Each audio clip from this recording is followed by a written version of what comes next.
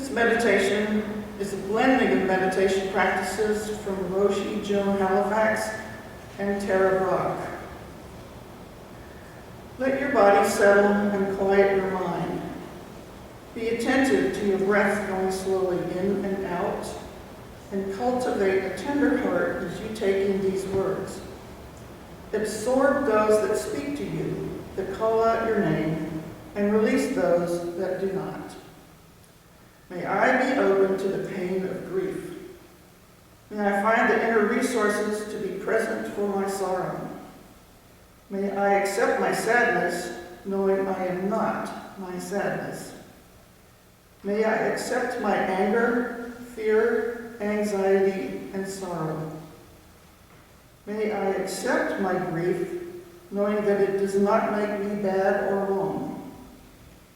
May I forgive myself for not meeting my loved one's needs. May I forgive myself for mistakes made and things left undone. May I be often with myself and others about my experiences of suffering and loss. May I find peace and strength that I may use my resources to help others. May all those who grieve be released from their sorrow. May death be an advisor. May the wisdom of impermanence help us to remember to live this moment, this day, from loving presence. May we all awaken these hearts and minds. May all beings everywhere be free. Namaste.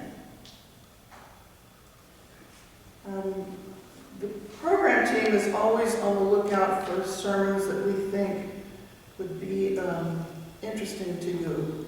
And actually, Doug is the one who brought this to our attention. And Kim said, I'll do this and I'll run with this and take it a little bit farther.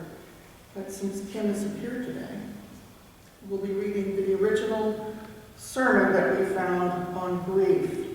I noticed by the huge attendance today that this is not a very popular topic.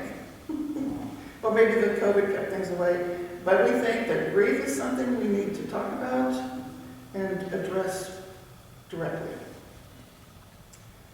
So this sermon was written by Reverend Darcey Laine, who's a minister at the Unitarian Universalist Church of Athens, Pennsylvania.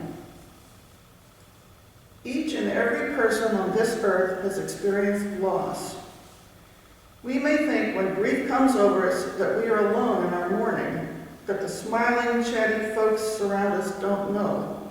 But of course they do. Being alive in this mortal world means knowing loss. And grief is the process by which we heal those holes ripped in our life through relocation, through divorce, through death.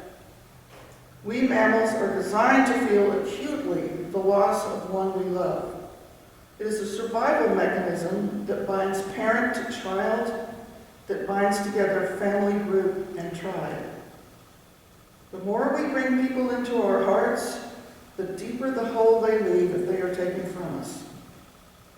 I think that we, in this age, have more trouble with the process of grieving than earlier generations because we expect to move through things quickly. In the Jewish tradition, mourners take a week to sit quietly with family and friends and observe their grief. They are not to work. They have no other social obligations during this time. They cover the mirrors in their homes to relieve any responsibility or anxiety about literally keeping up appearances. For the most acute losses, they observe a period of mourning for a year as a reminder to themselves and their community that grief ebbs and flows long after the religious services are over. My colleague, Craig Schwallenberg, describes grief as an ocean along whose shore we walk. At any time, the waves may come in, wetting the bottoms of our feet and receding, or knocking us over with their power, perhaps even pulling us under. When those waves come in, it's challenge enough if we are in a safe place where we can surrender to our grief, but sometimes they arrive when we are driving our car, at our job, at a dinner party, and we are disoriented, confused, and overwhelmed. Grief takes many forms. It's as variable as humanity itself. Tears and sadness we expect, but other emotions like anger or numbness often takes us by surprise and sometimes go unrecognized as grief. We may even notice guilty feelings if we imagine we are not grieving the right way. We might be surprised by anger at the person who has left us.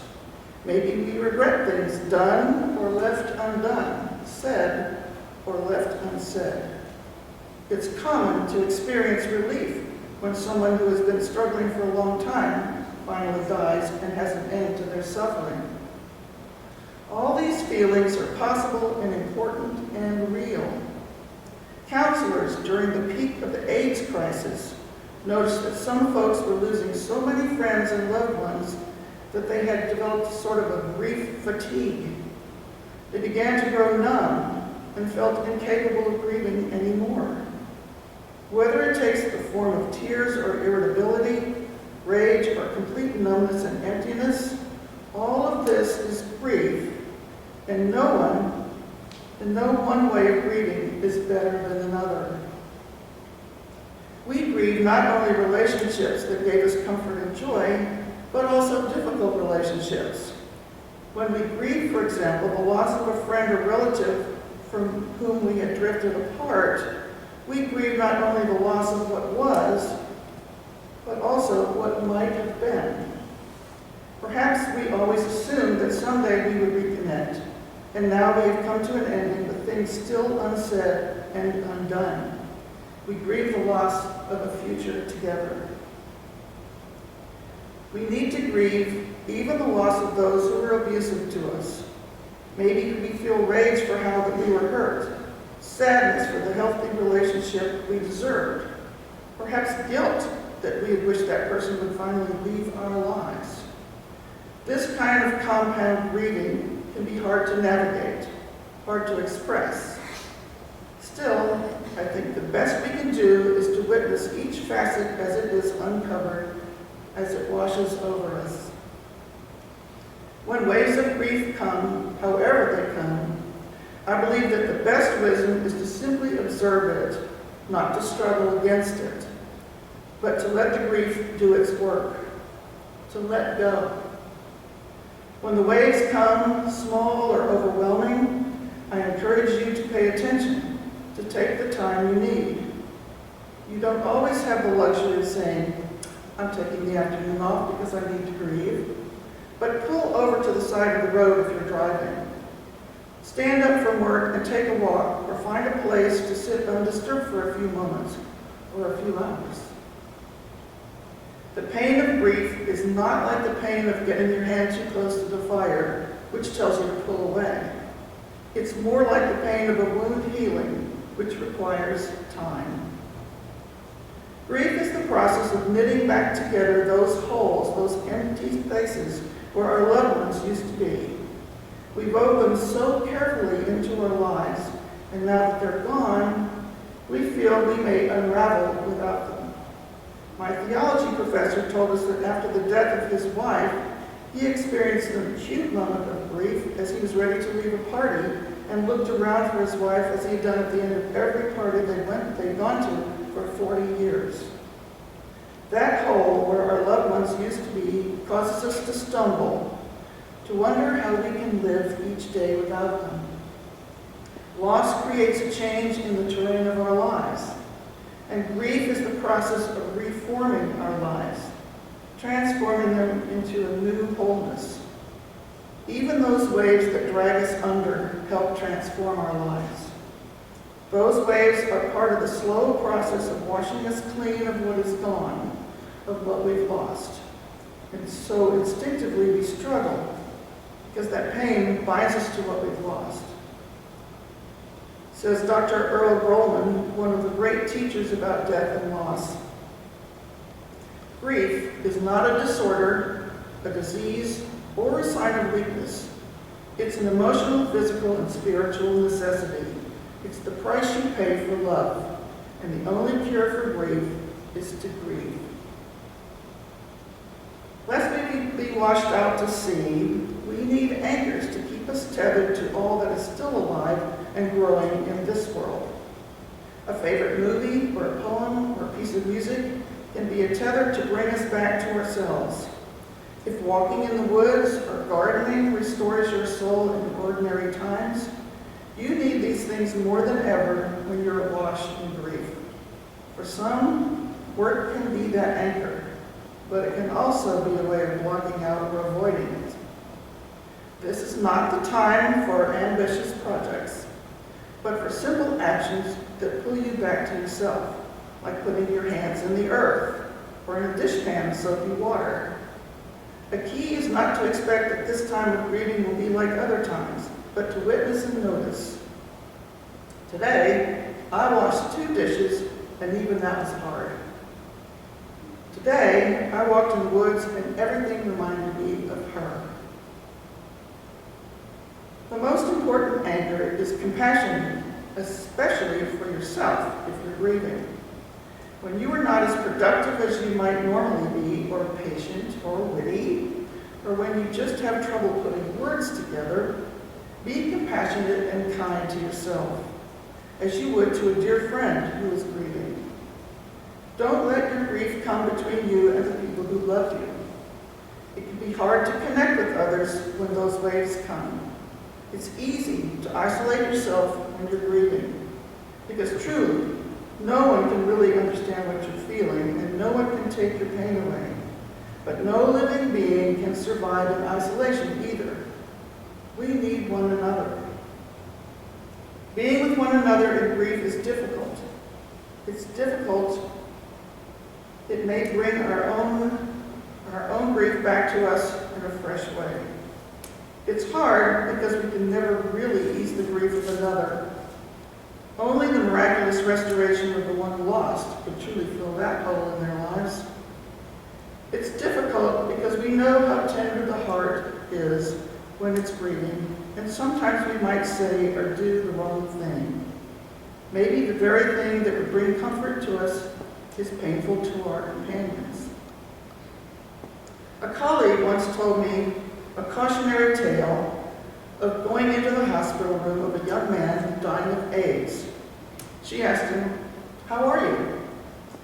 And he replied in fury, "Well, how do you think I am? I'm dying." The lesson my friend took from this moment is to never ask, "How are you?" But I took a different lesson from it. If we ask how someone is, we must be ready to listen and stay present with however they really are, whether that's rage, sadness, despair, or a need for solitude. Any attempt to smooth over the loss will fail. It must fail. Statements like, "He's in a better place now," or any variation on "it's for the best" or "life goes on," are attempts to bring premature closure. Usually, it speaks more about the well-wisher's discomfort with the depth of grief than any need of the mourner. Our goal as supportive neighbors, family, or friends is not to soothe, not to smooth over, but just to be present with the truth of what is. To say simply to a neighbor or friend, "I heard about your loss, and I'm sorry," gives the mourner a chance to speak about their loss if they choose, or just to know they can number you among those who will understand if they are not quite themselves. As we are present with our own grief, so we can be present with the grief of another. We grieve because we are creatures who connect, who love, and therefore we know loss. Wendell Berry wrote, "Grief is not a force. It has no power to hold you. You only bear it. Love is what carries you, for it's always there, even in the dark, or most in the dark, but shining out at times like gold stitches in a piece of embroidery."